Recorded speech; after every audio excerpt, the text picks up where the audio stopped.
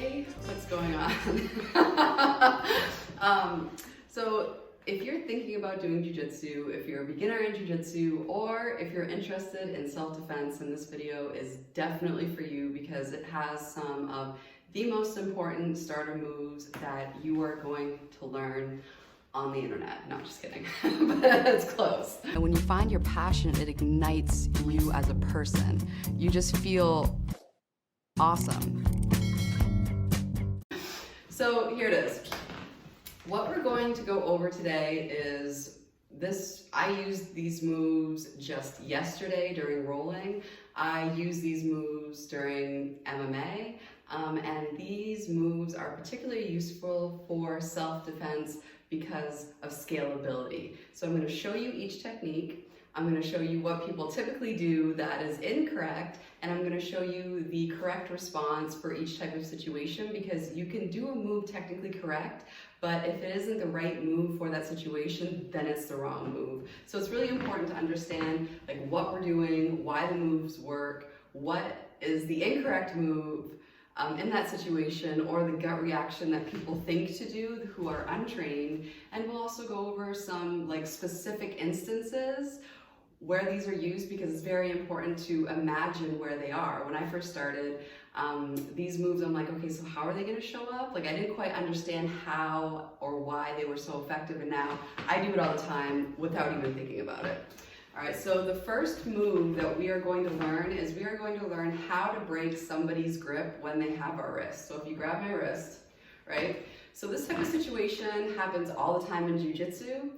When you first start rolling, the first fight you are going to fight is the fight of grips. So learning how to break grips is phenomenally important, because if somebody has control of a grip, they have control of your body, then they have the advantage. So as a beginner, it's really important to know how to break grips, because most often when you first roll with a white belt, they ignore the grips, then you have control over their body. It's okay, you can still touch me. I don't know if it's getting awkward. And also, if you're thinking of self-defense, for instance, like let's say you're walking with like a group of friends and like a homeless person grabs your wrist. Are you gonna go like all Krav Maga on them and like, you know, start doing really like violent things to them? No, like that's weird. Like you guys, you know, maybe just had brunch, you're like coming out with your little croissant. Like you're not gonna get all violent in daytime with like a bum that grabbed your wrist, but how are you gonna get out of it?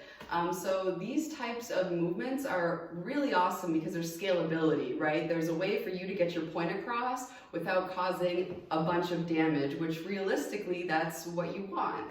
And also, like, let's say, you know, you're a female, you're a college student, you're going to college, and maybe you know, going to some frat party and some douchebag grabs your arm. Like, go all Krav Maga on him, that's fine, no, just kidding. But like, you want a way to answer that. And to answer that physically is extremely powerful. So, all right, if we take a look at this grip right here, we can see that the weak point is where the fingers attach. So in order for me to break this grip, I'm gonna do a technique. Now I'll show you what the untrained person would do. So let's say somebody grabs your wrist, an untrained person's reaction would be this. And it's a fight of,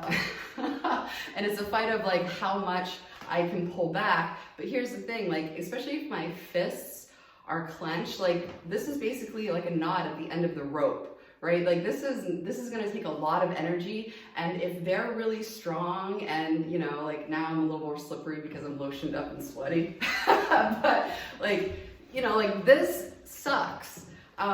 So a technical way in order to break this grip is to take your hand and circle it around really closely to their wrist. This isn't moving around like that.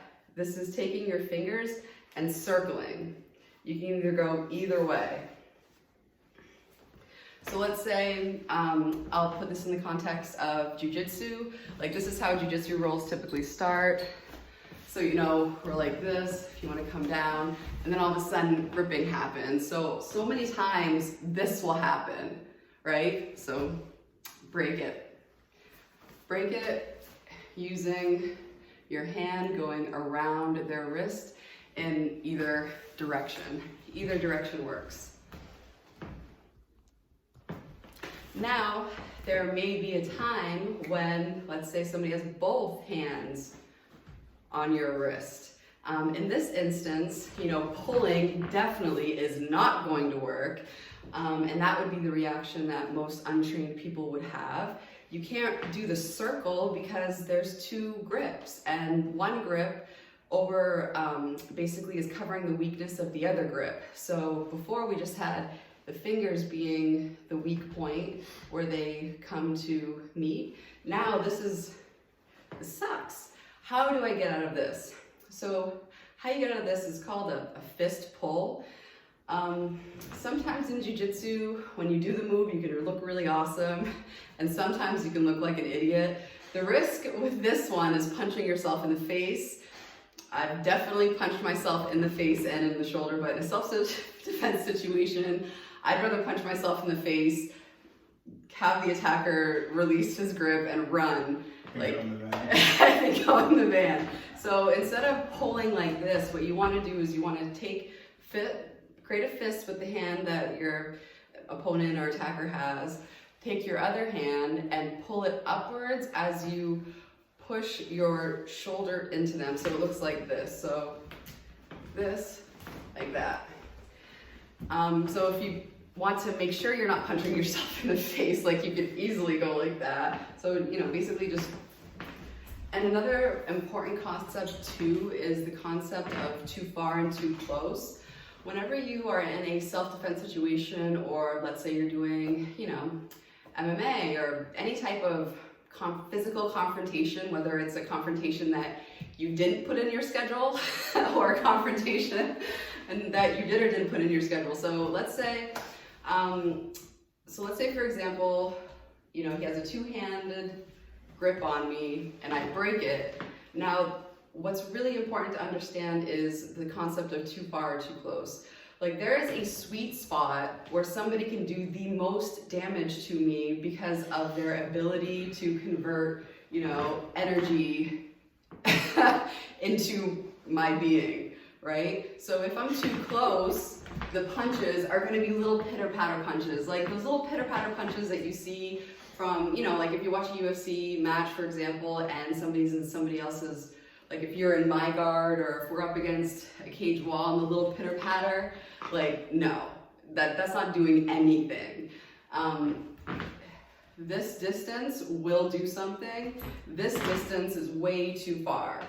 And what you want to do is when you want to do these grip breaks, you want to practice either stepping back or stepping into them and going in for a clinch. If this is like your first introduction to Jiu-Jitsu, I recommend getting back and running until you've had some training and you know exactly what to do in a clinch. Like I would run if I didn't have a lot of experience in Jiu-Jitsu. So we have two techniques thus far. So if they have a single-handed grip, you can circle to break the grip. Either way. If they have two hands, do the fist pull, and for each one, make space. Now there is another type of grip break that works very well I've used it if I was up against a wall. I've also used it in rolling. If, let's say, I were to, we could just do the demonstration that way. Let me do the technique first, and then I will show you each situation where I use it in. So for this technique, he grabs my arm, or grabs my wrist, I post on him, and then I use my knee or my shin to strip his grip. So I'm posted, I take my knee or my shin, whatever reaches, it's both does the same thing, and I put pressure right where I'm basically sliding down my forearm, and this breaks the grip. For gi grip too? Yes, so this works both if they have your skin, or if, let's say, you're in New England and it's cold and you're wearing a jacket and somebody grabs you by the jacket, you can do the same thing. Post on them for balance, take your knee or your shin, break it, and then make space. So let me show you what happened just the other day where I used this. So I was rolling, actually let me do the camera a little bit down so you can see. So I'll be in, let's get into a half guard position. All right, so I was in half guard. Can you go to the other side that way? You can see.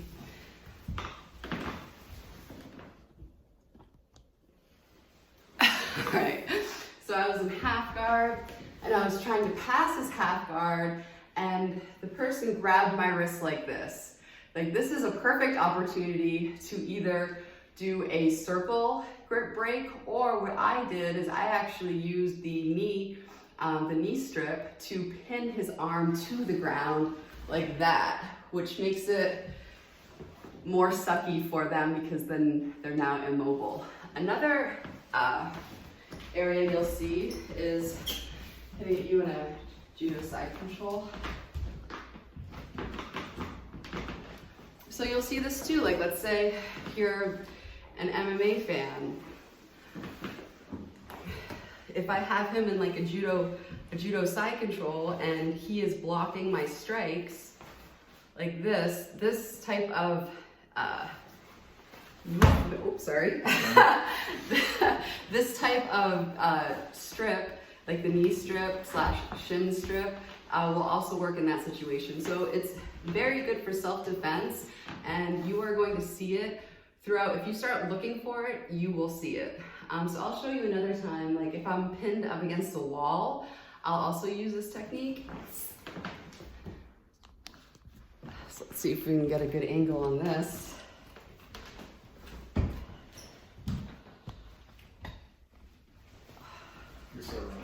Yep. So let's say I'm pinned up against the wall and he's trying to control my wrist. I can again use this knee strip to strip the grip and then to try to get my underhooks. So this is pretty cool stuff. So you've seen if you have if somebody has a one-handed grip on you, you can do the circle break. So I'll do that one more time just so you see. So you take your hand and you loop it around. You can go either way. Take your hand and you touch their wrist. You slide it around their wrist. You can also, there's two hands, there's a really good fist grip break. So we make a fist. You pull the fist as you drive your elbow forward, and try not to punch yourself in the face when you do it. And then the last one that we're going to go over, that we did go over today, is the grip break using, it's called either a knee strip, or you can use your shin. You don't specifically have to use your knee, but you always want to grab on the opposite side and post. Let's go here so you can see what I'm doing. So I'm posting on his far shoulder. If I posted on the near side shoulder, then I would be giving my back up. And then all of a sudden, definitely watch my last video because this would probably turn into like a bear hug type situation, and you don't want to get into a worse position when you're trying to do something to get yourself out of a bad position. So post on the opposite shoulder. This also gives me balance, and it gives me the opportunity to make enough space for me to do this move. And then as I'm posting on his far side shoulder, I take my knee or my shin, whatever gets there, and slide it down my arm. That way the pressure from my knee breaks his grip. And then after that, what do you do after that? Comment down below. You want to be either too far or too close.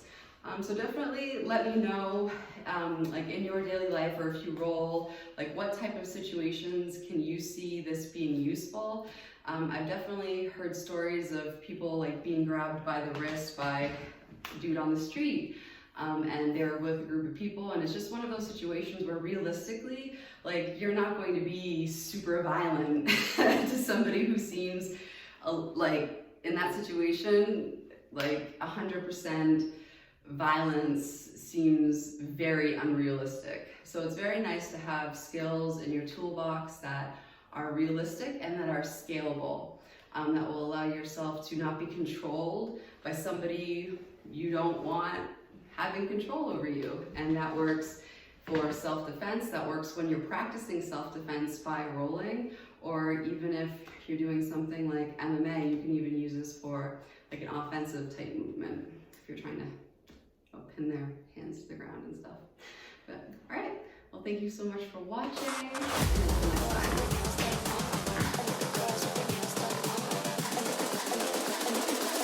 I think the girls with their nails done now.